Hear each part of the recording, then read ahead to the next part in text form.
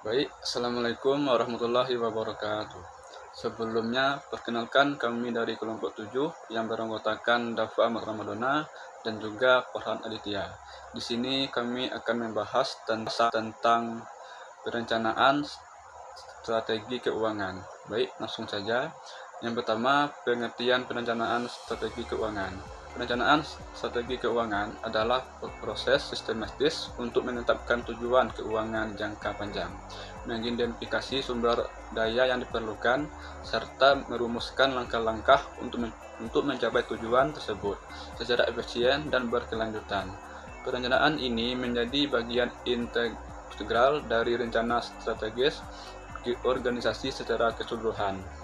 Selanjutnya ada tujuan perencanaan strategis keuangan. Yang pertama ada memastikan likuiditas dan solvabilitas organisasi untuk menjaga kelangsungan operasional dan kemampuan memenuhi kewajiban jangka panjang ataupun pendek. Yang kedua, mengoptimalkan penggunaan dana dengan alokasi sumber daya yang efisien untuk hasil maksimal, meningkatkan nilai pemangku kepentingan seperti pemilik, investor, ataupun masyarakat. Yang keempat, ada mengelola keuangan seperti suku bunga atau kredit macet. Yang kelima, ada mendukung pencapaian visi dan misi organisasi melalui penganggaran yang selaras dengan strategi non-keuangan. Saya akan menjelaskan 7 langkah penting dalam penyusunan rencana strategi keuangan organisasi agar berjalan dengan efektif dan terarah. Kita mulai dari langkah 1 dan 2, yang menjadi fondasi awal kita. Pada langkah pertama, kita melakukan analisis kondisi keuangan saat ini. Di sini kita mengevaluasi laporan keuangan historis, menghitung rasio-rasio keuangan penting, serta mengidentifikasi apa saja kekuatan dan kelemahan finansial yang kita miliki. Kemudian masuk ke langkah kedua, yaitu menetapkan asumsi dan proyeksi eksternal. Kita harus jeli melihat faktor luar seperti laju inflasi, suku bunga, nilai tukar, tren industri, perilaku konsumen, hingga risiko regulasi yang bisa memengaruhi keuangan organisasi ke depan. Setelah fondasinya kuat, kita beralih ke langkah ketiga dan 4 untuk menyusun tujuan dan strategi keuangan. Di langkah ketiga, kita menetapkan tujuan keuangan jangka panjang. Target ini harus dibuat menggunakan pendekatan SMART, yaitu spesifik, terukur, dapat dicapai, relevan, dan ada tenggat waktunya. Contohnya seperti menetapkan target margin laba, ROE, atau rasio utang yang aman. Langkah keempat adalah merumuskan strategi keuangan utama. Kita tentukan bagaimana kebijakan pendanaannya, kemana investasi akan dialokasikan, bagaimana kebijakan dividen atau reinvestasi, serta bagaimana manajemen risiko untuk mitigasi ketidakpastian. Masuk ke tahap operasional, yaitu langkah 5 dan 6 mengenai rencana taktis dan integrasi. Langkah kelima adalah menyusun rencana taktis dan anggaran.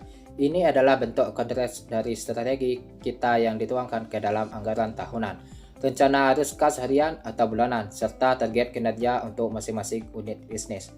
Langkah keenam, yang tidak kalah penting adalah integrasi strategi non-keuangan.